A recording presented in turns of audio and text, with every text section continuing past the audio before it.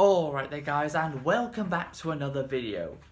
Today we're going to be talking about the newest Pokemon series that dropped on Boxing Day last year, so just under a month ago, called Pokemon Concierge. I can never pronounce the second word. I'm not quite sure how you're supposed to pronounce it. And the show itself didn't really help in helping me pronounce it either. But it is a short 4-episode long little series on Netflix, used entirely with stop motion animation. I'm not entirely sure if this is true. I don't know if this is true. Probably it might not be. But is Pokemon like the first anime ever to use stop motion animation for one of its series? I feel like it could be. But who knows, maybe it's not. Anyway, let's get into it. So, the series begins with our main character, Haru. She narrates that she's been having a pretty bad week. And she goes over the different things that contribute into her having a bad week. It started off with her boyfriend of 6 years breaking up with her over text. She stepped in some gum. Her hair had gone all wrong, and a multitude of other things. It did that thing where someone's explaining something, but they just keep going on and on and on, so the show literally just starts speeding up what they're saying because they're going on so much. And she needed a little bit of a getaway, so she goes to the Pokemon Concierge, aka the Pokemon Resort, where people and Pokemon can relax together. So she arrives at the resort, and she's greeted by Miss Watanabe, who basically runs the resort. And Haru is blown away by what she sees when she gets there. There's so many different Pokemon at this resort, all just relaxing together. And just like when I watched Detective Pikachu nearly 5 years ago now, I was just looking around, seeing how many of the Pokemon I actually already know. As usual, it ain't many. And for Haru's first day at the resort, she basically is told to act as if she's a guest there rather than working there, because that's what she chose. She's gone to the resort to work there for the summer. And her task for the first day is to act like a guest rather than an employee. And she meets the rest of the staff, of which there's only 2 more people on the staff other than her and Miss Watanabe. First, we meet this guy called Tyler, who does a lot of physical training exercises, which include swimming, surfing, and even some extreme yoga, as he put it. The 3 Pokemon that are basically his underlings as staff are Pansour, and there's one more that I can't remember. It's those red, blue, and green Pokemon that all look exactly the same, apart from they're just different colours. I'm pretty sure they're from Scarlet and Violet. Never owned a Pokemon game, so I'm not the most knowledgeable person about Pokemon, since I've never actually owned a Pokemon game. And the only Nintendo console that I did own, which was the Wii, they didn't have any traditional Pokemon games on that damn thing. They had Pokepark 1 and 2, but they didn't have a more traditional Pokemon game for the Wii.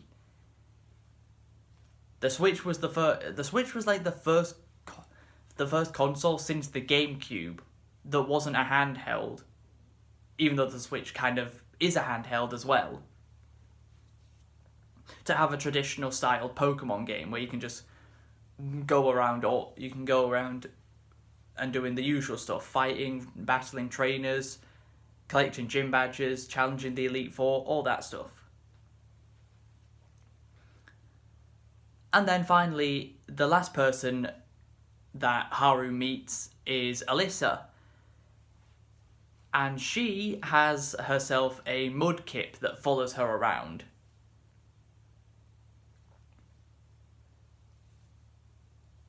She says to Tyler when Haru's taking loads of pictures that that's what she was like when she first got here. And that pretty much concludes episode 1 of the show. Now, episode 2, Haru's task from Miss Watanabe is to find herself a Pokemon to essentially to be the trainer of. She needs to find her own Pokemon. Alyssa has Mudkip, Tyler has Pansour, and the other one that I can't remember the name of. So Haru is tasked to get her own Pokemon. And she happens to notice a Psyduck that keeps popping in and out of the trees and the bushes at the resort. He hadn't actually come to the resort with a trainer. He happened to just end up at the resort randomly. But Haru makes it her goal throughout this episode to make that Psyduck her Pokemon. And the Psyduck is very shy at first and it keeps running away from everyone. But Haru does not give up, and she continues to make strides in making the Psyduck less shy of her. She's trying to read up on the Psyduck on her phone, and I'm just thinking, why don't you just give her a Pokedex? You know, the thing that literally tells you the name of a Pokemon, which gender it is, what type it is, what attack, what moves it has, all that stuff. But she reads up on it on her laptop instead, that Psyduck is a water type. Obviously. Because he's a duck. And of course he has psychic moves as well, most specifically his headache move, where... And the fact that Psyduck constantly lives with a headache, or like 24/7 all the time, that must be excruciatingly painful for him. And whenever his headache starts going overboard, he can start making objects and even people levitate. Haru eventually makes the Psyduck her own, and he stops being shy and starts enjoying the resort a bit more, just like her. Episode 3 is... There's not really a goal for episode 3 until Haru and Psyduck run into a special Magikarp that happens to have a star on it, which the other two Magikarps that are there don't have. But unfortunately for that Magikarp, for the special Magikarp, it can't swim. A fish Pokemon that can't swim. Yeah, that's really helpful, that. So it has to use a rubber ring to swim around. Unfortunately, Psyduck uses his headache move, which makes the rubber ring levitate, and a Pelipper that is flying above them ends up catching it and flying off with it. I probably should mention that with the stop motion in this show, the Pokemon look really good. They look really well made. They all look like plush dolls. If you think of a plush doll of a Pokemon, they literally look exactly like plush dolls, but ones that can move. The human characters, however, they creep me out a little bit. Like, Pokemon is not meant to have stop motion animation character models for humans. It clearly isn't.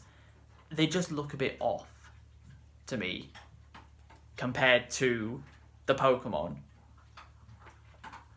So the rest of the episode is Haru and Psyduck trying to get the rubber ring back from the Peliki.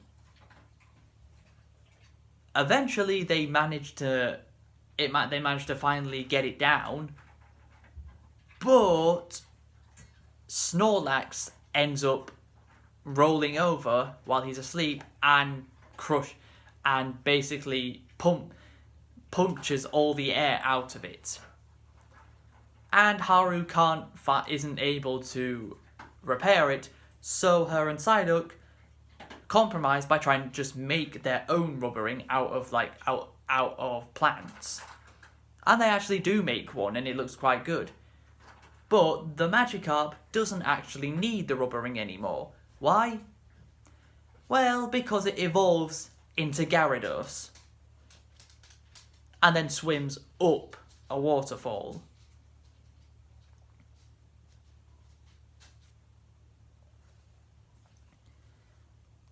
But the rubber rings that they're not really rubber, are they? The plant rings, I guess you'd call them, don't go to waste because a bunch of other Pokemon want Haru to make and Psyduck to make them make some more for all of them. Then we move on to the fourth and final episode of the series, where a group of 12 Pikachu all arrive at the resort together. You think one Pikachu's enough when he's always hanging around with Ash. Well, how about 12 different Pikachu all at the same time? 11 of those Pikachu are the regular Pikachu you'd expect, the energetic, cheerful ones. But there just so happens to be one of them that isn't. There happens to be a Pikachu that's quite shy and not energetic at all. Very, very different to the other ones. And the episode centers around trying to make the other Pikachu more like the 11 that you'd expect Pikachu to act like. It doesn't work if they try yelling with an echo from the top of a mountain. That doesn't work. They try sliding down a hill. That doesn't work. And a few other things that also don't work. But Haru did draw a picture of Pikachu of Pikachu and Psyduck when they were sleeping next to each other, which looked quite cute. And Haru even gives the picture to Pikachu later on. And after nothing works, Haru basically tells the kid, Nao, who is the trainer of Pikachu, that this Pikachu doesn't have to act like the rest of them. You can just appreciate the Pikachu for what he is, instead of trying to turn him into all the other ones.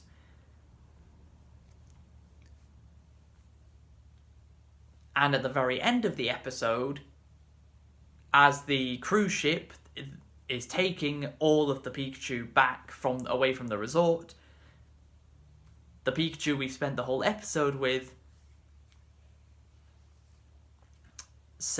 finally shouts Pikachu quite loudly so he's finally gotten over that shyness a little bit. I had a look on Twitter for what people were saying about this show. Yes, that's not really ever a good idea, but I did it anyway. And someone was saying, the Pikachu that was in this episode was autistic. Oh, because he doesn't act like all of the other ones. That must mean he can't simply just be a little bit different. Oh no, he's got to have something. So I checked the person's bio, and yeah, you can expect the usual cringe you expect from a Twitter bio. All of that was there. So yeah, I'm not surprised. That's the type of person that would come up with something like that. I mean, maybe he is, but it's just a Pikachu that's shy. Like that, there's nothing more to read into than that. And that's all the 4 episodes done with. I quite enjoyed this series, and it seems a lot of other people enjoyed this series. Someone even said it's like the most best original Pokemon series since the anime first started airing back in, what was it, 1997? I don't know if it's quite that amazing, but it is pretty good. So, if you're a fan of Pokemon, then you definitely, and you have Netflix, you really should check this series out. It's quite good. But that's going to be it for this video. I hope you guys have enjoyed. If you have, please be sure to leave a like, subscribe if you're new, and until next time, farewell.